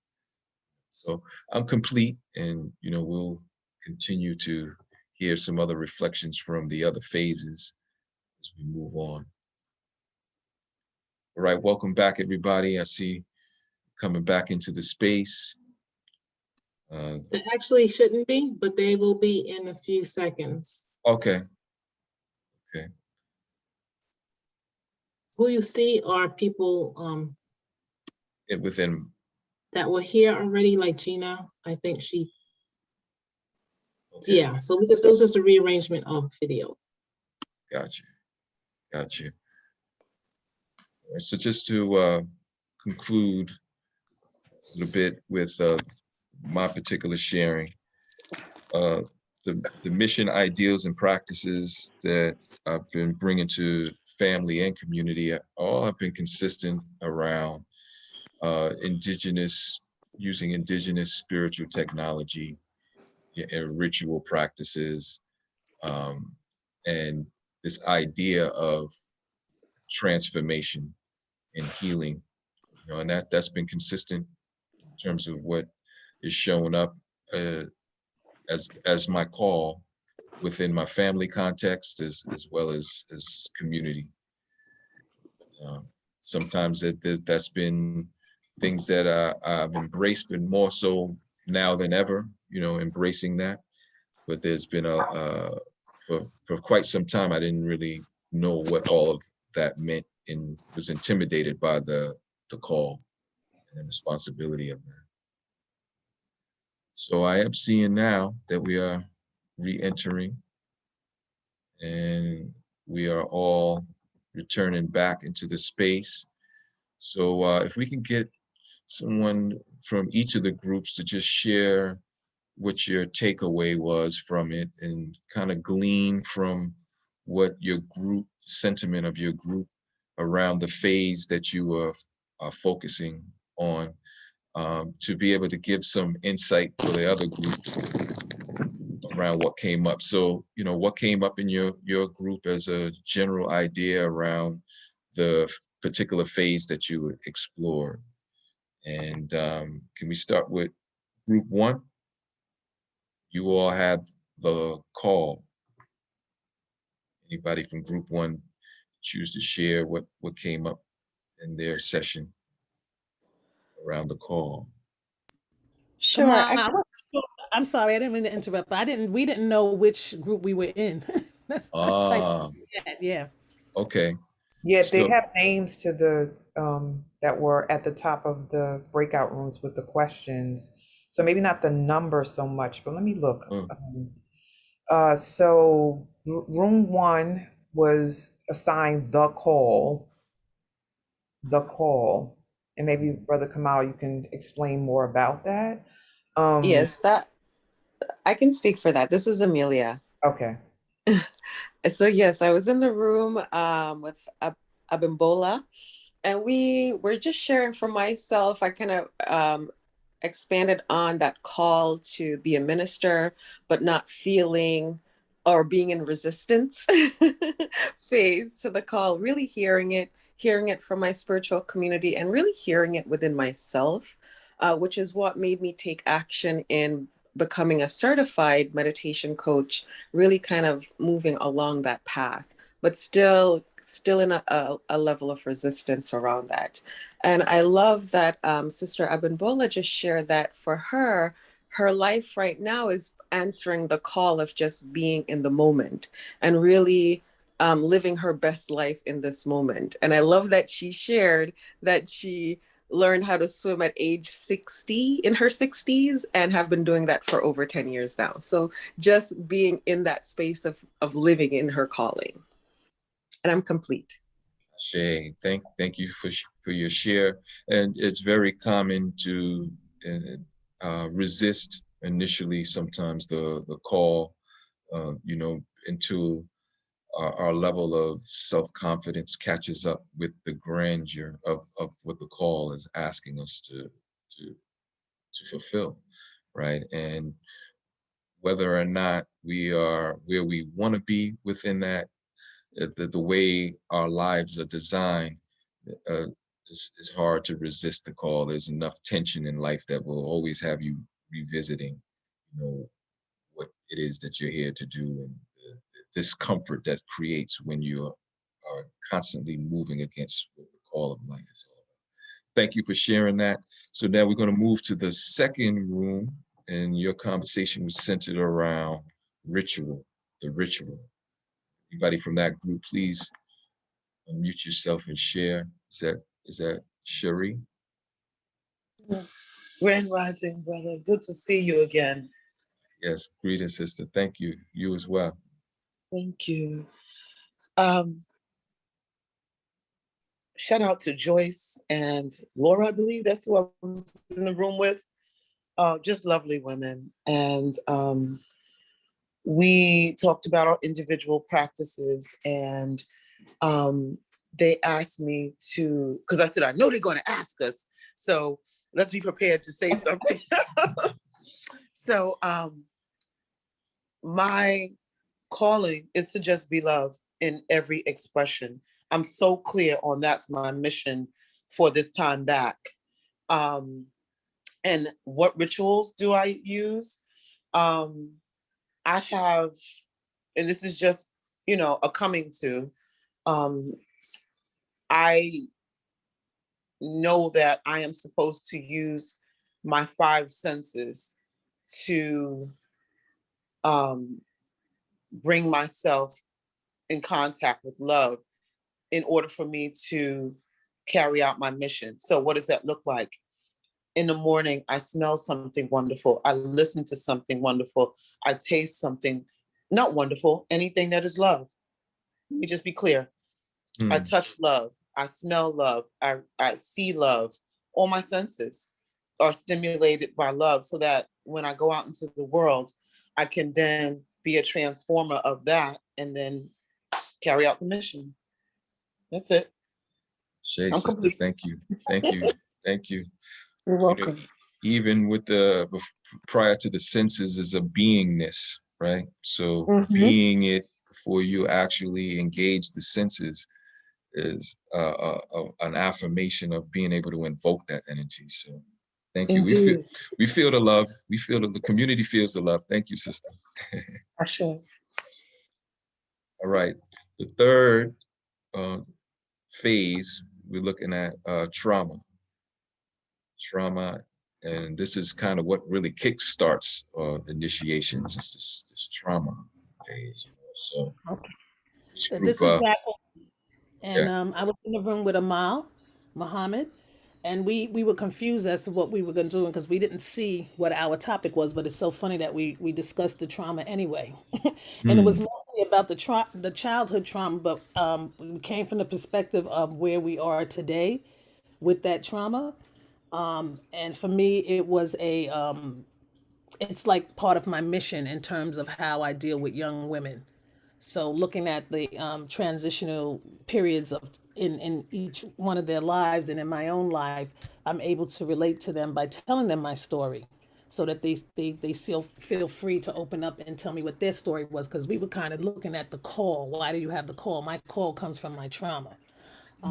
Where that is now is that the isolation that I feel because I'm not in the place where I was when I was living in the city or I was commuting and going to work. I'm retired, and I believe Amal is retired. I don't know if she's still on here. And so those things that we may have done to follow our call might be transforming because we are in a transition ourselves at this time. And for me, being able to share with young women and being able to help them get through those bumps, those challenges, is where I would feel my healing and my transformation and growth would come from. So I can't speak for Mother Amal. She talked about trauma in terms of her stepmother and how she was raised. And what I was able to offer to her was that was the Caribbean way for women raising their children. Very role, gender-based type of upbringing. So that's as far as we got before we had to slip out of the breakout. That's great. Thank you for that share. And trauma is the one of the phases that really kickstarts the deeper transformation work that happens. This is the areas sometimes that we don't want to address and confront, but we are forced to. And there's an opportunity for the deconstruction to take place and the metaphoric death to take place. So thank you for sharing that. We're into Kamau, just another thing that came up was that Teresa is writing a book. Jacqueline, I'm sorry, is writing a book about her experience, and I think that's also another calling. Thank you. Absolutely. And see, yeah, sometimes with the trauma will take you into some of the places that you never imagined because you're looking so deep within and so many jewels are being surfaced. If once we kind of accept the call to confront and go through that initiation. Right, so let's look at room number 4, who had the liminal phase, the betwixt and between stage of the initiation process. Who was in group 4 and room 4 and would like to be able to share? That's Adam or Aura.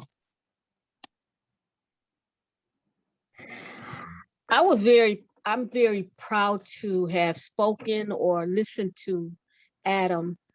I like to know that young men are focused and they got their head together. And seemed like he has been through a lot of trauma, and he's overcome some of it as far as he knows how to forgive. I mean, 22 people picking with you in your childhood, that's a lot of people. And he's focused as far as I'm bragging on him because I'm old enough to be his mother. And I'm very, very proud to have had the opportunity to listen to him. I told him all the kind of other crazy stuff, but I just wanted to mention that as far as that's it. I don't have anything else to say. Right. Thank you for sharing that, Aura. And I'm sure that those words of affirmation, I mean, will because it's a lot of men of color that don't do they don't take on the right path. This man doesn't have children, that he would have to go through some more drama, because as a woman, I know we can be quite vindictive. And I'm very proud of him to be able to do the things that he's doing in his life. Thank you, Adam, for sharing. I'm very happy to be in this workshop. Yeah, thank you so much, Sister Aura, and thank you for the affirmation. And Brother Adam, we would love to be able to hear some of what you gained as enlightenment from your sharing. Sure.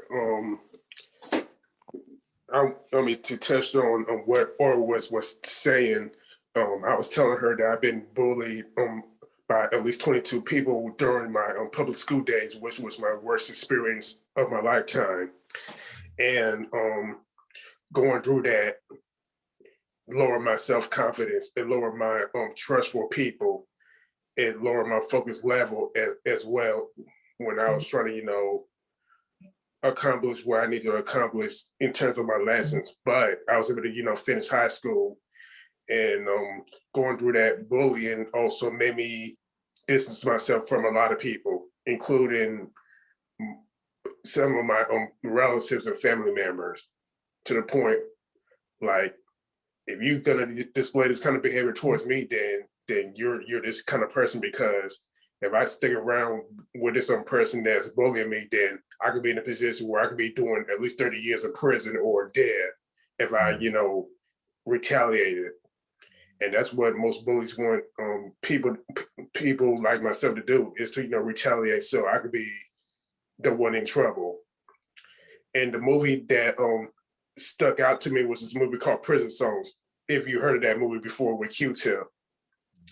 And I look at myself as Q-Tip because he was being bullied by this character that Fat Joe played.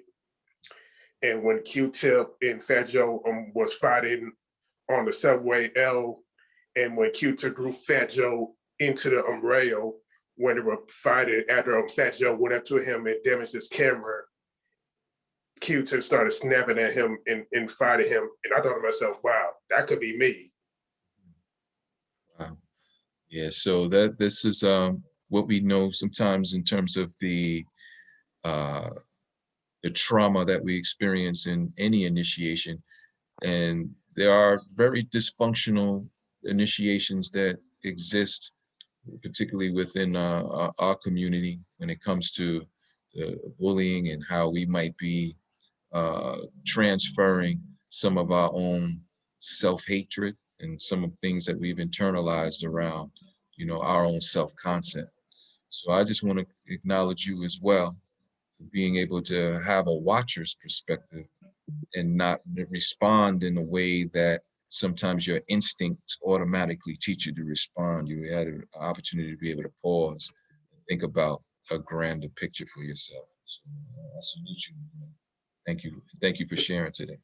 Thank you, brother. Come on. And I just want to say that, I mean, doing that is the hardest thing that a lot of Black men can do because of their environment in their real estate and how dilapidated it is. Mm-hmm. And it's like they're walking on pins and needles like each and every day. Absolutely. Absolutely. And then some of those triggers are activated and you don't have the presence with you, then it becomes very destructive. But your narrative helps to be able to create a counter to some of that, you know, and so that's why your story and your narrative is so really important, because it takes a certain kind of a skill set to be able to navigate those terrains. Exactly. Right. Thank you, my brother Adam. Thank you, brother Kamau, for this space. Ashe. So listen, family, I know that we are beyond our time. However, you know, I want to check in, and if we have just a few more to explore, and just some closing words. So I was looking at 8:50, but if we can stay until 9 o'clock, is that all right with everybody? We're able to wrap up at 9. Okay. All right. People, administration, we okay with that? Yes. All right, beautiful. So our next group that we were looking at, that was the liminal phase. So we're looking at enlightenment. Anybody who was in the room where the questions were centered around enlightenment. That's Sweetness, Teresa, or Terry. This is Terry. That is the group we were in. We actually had talked about a lot of things, but we were able to refocus it, and we brought it back to enlightenment. Couple of things came up. We realized we need to work on our insides, because getting our head right and everything else will help the outside to shine more.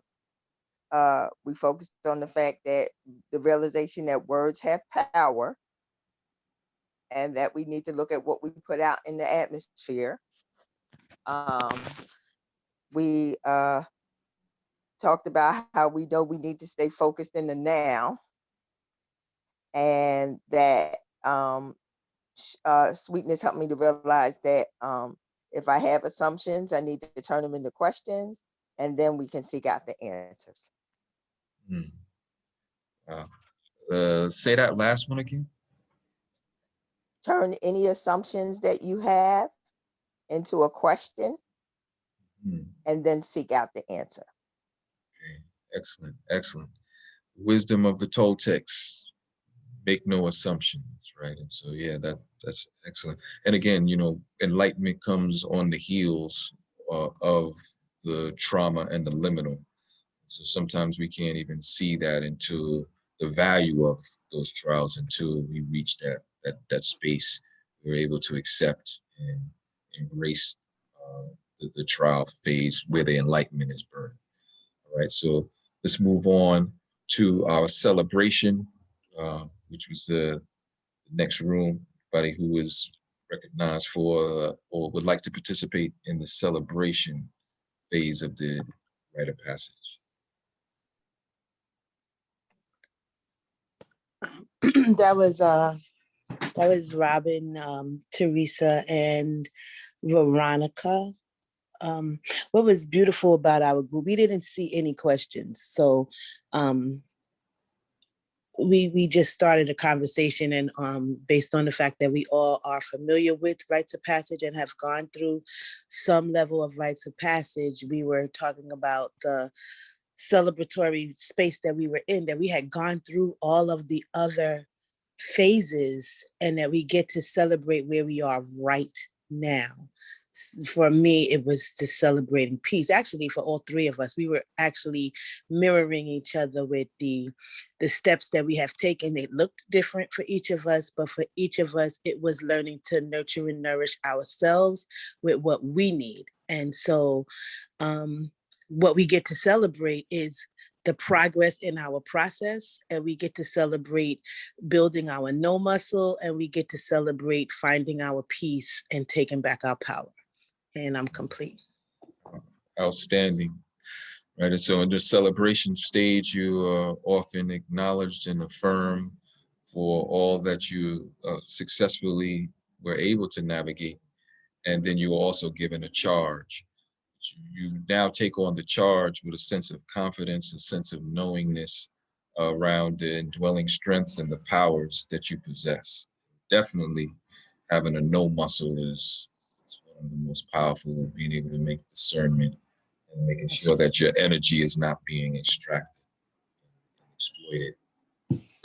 Can I also share that one of the other things that made our group so beautiful and celebratory is that as reflections of one another, because we all identify with the same story, there was no coaching, only sharing our story. So each of us were able to see from different perspectives.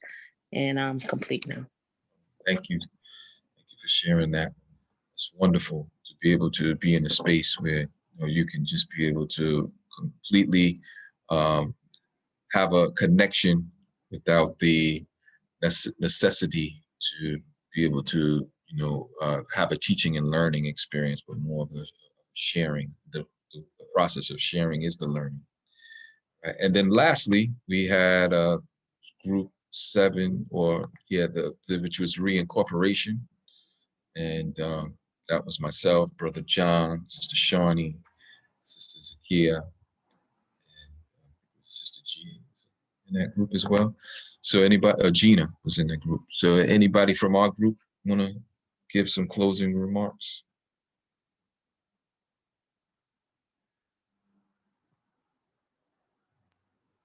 Coach Cheryl or John, if you could take it. Okay, I'll take it. Forgive that alert. And Ptah, Brother Ptah. Yes.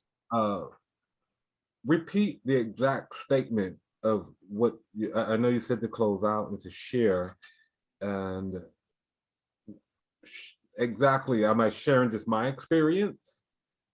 Yeah, you can share your experience. Okay. Well, my experience, and I love all the shares that I heard from the different rooms and the questions that we had, because it allowed me to even see myself more transparent, recognizing that my challenges with communication, and that was the biggest one, which also helped me, which also led me to feel more imperfect or incomplete with myself, and now transitioning into the leadership role of being a coach, sharing my stories, and being a minister, which I took on 3 years ago. Hearing some of the other shares about, for example, Amelia, who is taking on the journey as a minister, and how her challenges kept her from seeing that aspect of herself, or delaying the call, which I also did. And I think is a pattern, not just a mind thing or Amelia thing, but a human thing where, and you shared plenty about that, where our low vibration self becomes a plateau to project and to propel us into a higher vibration status.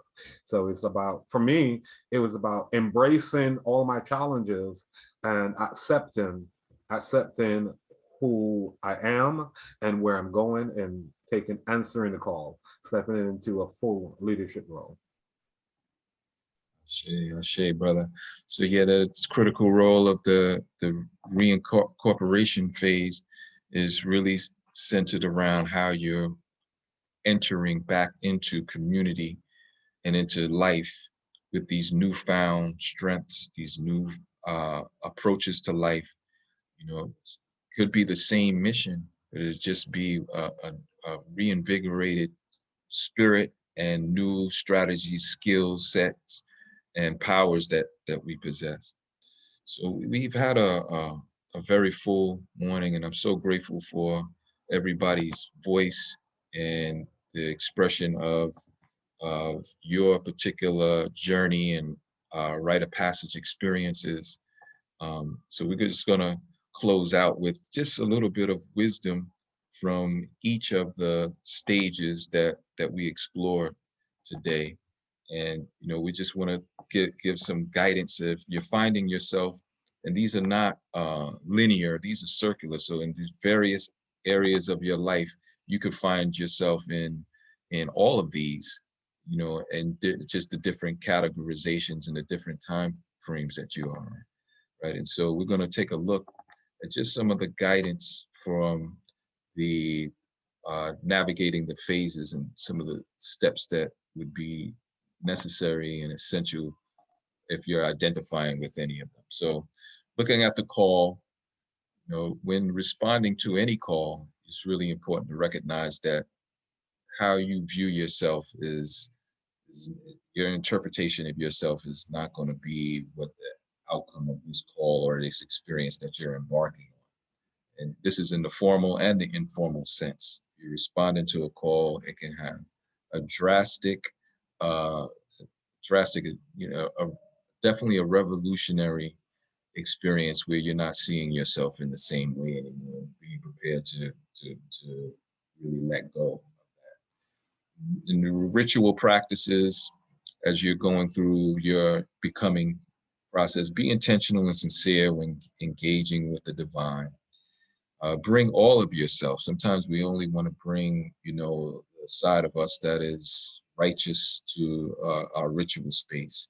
But it's really important to bring your full narrative to the ritual space, making your offerings, demonstrating gratitude, and making your genuine request about what it is that you need. What is it that might be the impediments or the blockages or the obstructions that are in your way?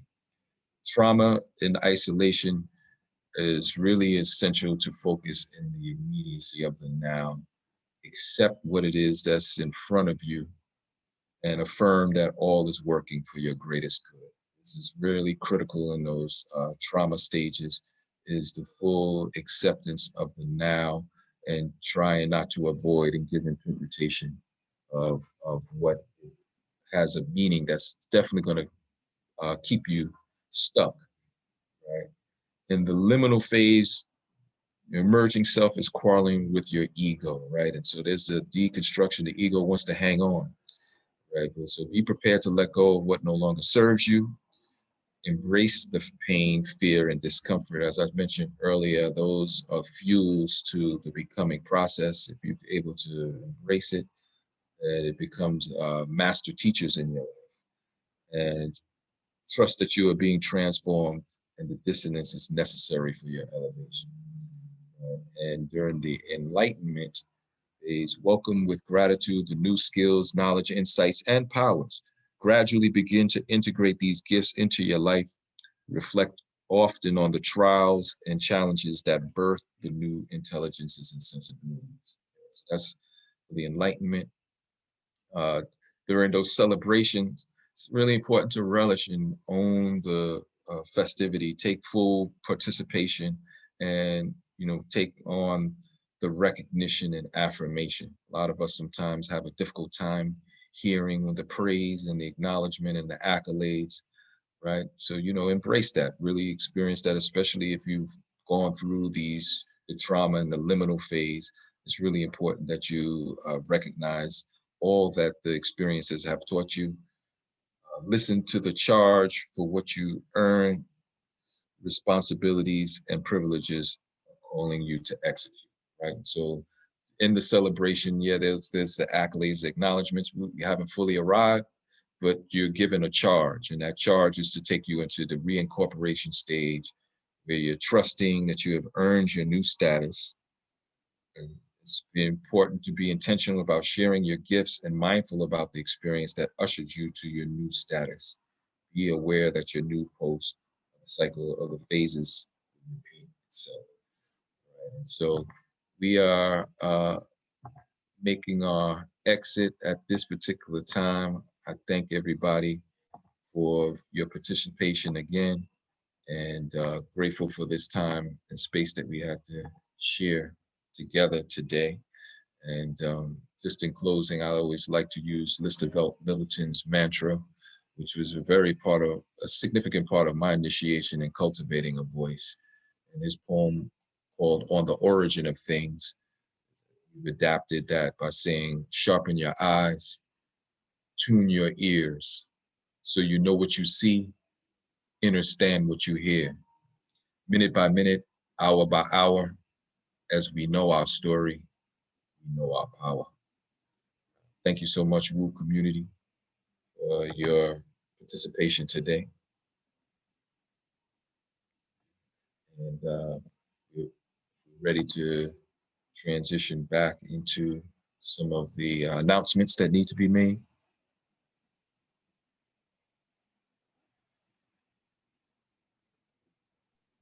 Start talking about your special offer. Okay, thank you. So for today, we have a complimentary consultation for an individual or organization that's interested in customizing a rites of passage for their respective communities. Now, also, if you just are interested in looking at where you might be falling in the phases of rites of passage and being able to do a pulse check on some of where you are and some of the strategies in terms of navigating your journey, this can also be an opportunity for that as well. So this is our special offer for today. And then next slide. Okay, wait, you chose a number, and that number was 5. Yes, the number was 5. Person that sits at number 5 is Joyce Benton.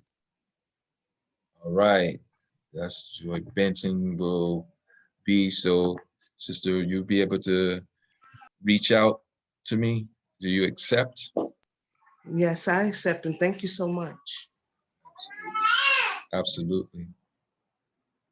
I appreciate it. Thank you.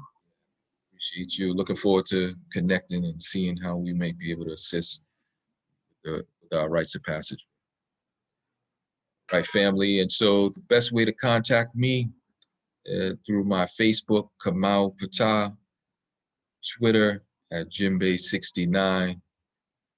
You can email me at aquabin41@gmail.com, and you can visit my website at www.aquabinenterprise.com. Okay, today, through our experience, we'd love to be open to receiving love offerings and donations. So we have through Zelle or QuickPay, SOW Leadership Development at gmail.com. Spirit of a Woman with the SOW acronym, SOW Leadership Development at gmail.com. Cash App, $ Spirit of a Woman, right? Code 411KP. Right, so that's our love offerings and donation. Please support. Thank you. And our upcoming Woo facilitators this week, join us on Mondays, September 13th. That's tomorrow. What are you living into? Facilitated by Sahupit Kakai. And then Sahu Speak. Sahu Speak Kakai will be our presenter for tomorrow. Thank you. And then on Tuesday, September 14th, Self-Love, the Cry Edition with Sister Cheryl Glenn. Our own Sister Cheryl Glenn will be facilitating that on Tuesday. So please, everybody, tune in on Monday and Tuesday. And we'd like to welcome all of our new members to Woo community, to the Woo community. If there's anybody that's here for the first time, please make yourself known, let yourself be known, and so we can acknowledge you and welcome you into our space, into our community. Thank you for joining us today. And our Wake Up Everyday schedule, Zoom live workshops on Sunday, Tuesday, and Thursday from 7 a.m. to 8:30, and Monday and Wednesday from 7 a.m. to 7:30. Right, so that's the Zoom live workshops. Stream live on Facebook And be mindful and on the lookout for the Woo alerts. Text Woo Nation to 74121.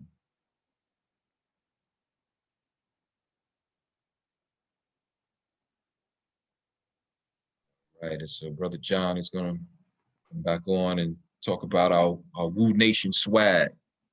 Get your swag today. Thank you so much, Brother Ptah. Here we are, family. You can get a Woo swag. You can shop at our store at bit.ly/Woo swag. Again, bit.ly/Woo swag. And there you'll find merchandise we have to offer: sweatshirts, cups, mugs, t-shirts, masks, water bottles. And again, we are open for suggestions. Family, we ask that you stay in touch, and thank you so much for your joining us today. You can register bit.ly/Wake Up Movement, and for Facebook to join our community there, you can do so by going to the link bit.ly/Woo Community. On Instagram, you can find us at Wake Up Everybody Virtual. And on YouTube, bit.ly/Woo on YouTube. And our email is info.wakeupseries@gmail.com. Thank you so much for joining us with Brother Ptah this morning. And now we will go to gallery view for our love shower. Blessings, family. Thank you, Brother Ptah. Thank you, Thank you, thank you. Brother Ptah. Thank you so Amazing. much, Right Brother there Ptah. is what's up for bringing us out, So much. Good thing to wake up to. where we are. Thank you, Brother Kamau, for this Thank you work. so much. Thank you, everyone, for sharing. Thank you for being And light let's and move love to forward, us. everybody. Appreciate it. Thank you. Thank Thank you you. for letting me see light and hope. See, it was Thank you. excellent. Thank you very much. Thank Everybody. you Thank everyone you, that shared Kamau. and all the gifts Thank that you. showed up for us. I love y'all.